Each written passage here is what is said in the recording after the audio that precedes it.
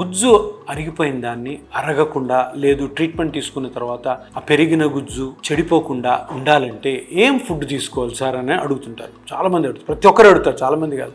So మా దగ్గర ఒక డైటీషియన్ కూడా ఉంటారు. సో మేము చెప్పే ఒకటి, మన ఇండియాలో జరిగిన రీసెర్చ్లో ఈ మోకాళ్ళకు సంబంధించిన డ్యామేజ్లు, ఈ స్పైన్కి సంబంధించిన డ్యామేజ్లు, వీటన్నిటిలోకి బెస్ట్ డైట్, అంటే వీటిని ప్రిజర్వ్ చేయడానికి బెస్ట్ డైట్ ఇప్పటి వరకు చూసిన ఎక్స్పీరియన్స్ ప్రకారము సౌత్ ఇండియన్ డైట్.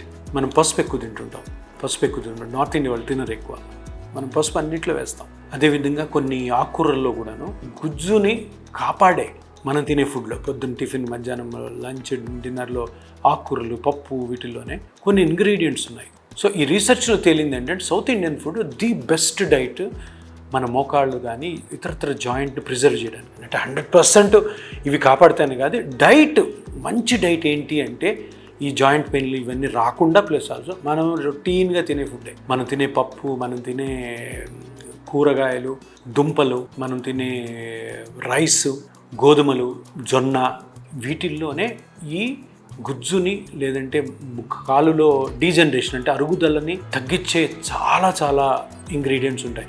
మీరు అనవసరంగా కొన్ని బయట దొరుకుతుంటాయి మందులు కాకుండా ఈ గుజ్జును పెంచుతాయని పెద్ద డబ్బాల్లో అమ్ముతుంటారు, అవన్నీ తినొద్దు. వాటిల్లో ఇంగ్రీడియంట్స్ అన్నీ కూడా డేంజరస్ ఇంగ్రీడియంట్స్ ఉన్నాయి. అటువంటి కొనుక్కొని డబ్బులు వేస్ట్ చేసుకుని దానివల్ల ఏమైనా సైడ్ ఎఫెక్ట్స్ కూడా వచ్చే అవకాశాలు ఉంటాయి. బెస్ట్ మీ మోకాల్లో గుజ్జు అరిగిపోకుండా లేదంటే మీ బాడీలో పార్ట్స్ ఫాస్ట్గా అరుగుదలకు లోన్ కాకుండా ఉండాలంటే south Indian food the best. హ్యాపీగా మనం తినే ఫుడ్డే తిందాం. కొంచెం లావు ఉంటే కొంచెం తక్కువ తినండి, సన్నగా ఉంటే కొంచెం ఎక్కువ తినండి, ఏం కాదు. షుగరు, బీపీ కంట్రోల్ పెట్టుకొని ఉండాల్సి వస్తుంది.